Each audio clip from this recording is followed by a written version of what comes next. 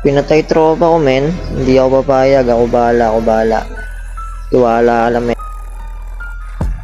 Oras na, tama na. Ang pagpipigil, panahon na. Putang ina. Ubus! Ubus! Putang ina. Ubus na. Tropa mo ba si Mark? Oras na, tama na. Ang pagpipigil. Ay, tropa mo pala eh. Tumba ko lang yan eh.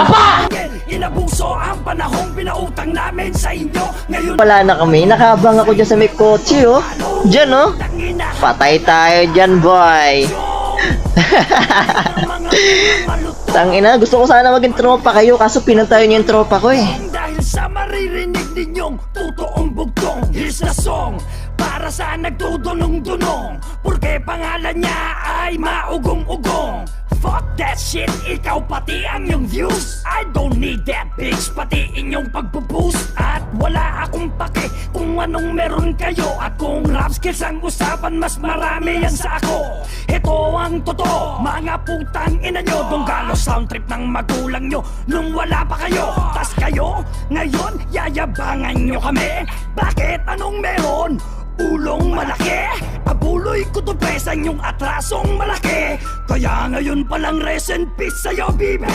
At nasa na yung OG na. Kapag ka-video ko yung fans ay nagjajakol na siya. Walang hiyang putang ina, akala mo walang ina. Ganyan ka ba pinalaki ng yung ina, putang naka.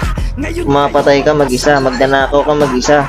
Nakikipagsuntukan ka sa pamilya pa natin.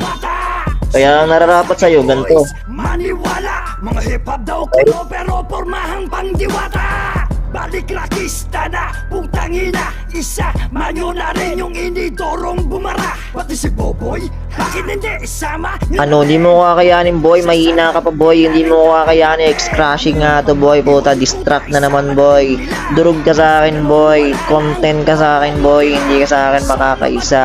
Ano, awa ka naman, boy. Matulog ka muna, boy. Kung kinangina mo, troller ka pa pala eh, no? Palipat-lipat siya, oh. Mayayari ka niyan, par. Yayariin ka niyan. Putang ina. Ayun, naban na. Yari kang kupal ka.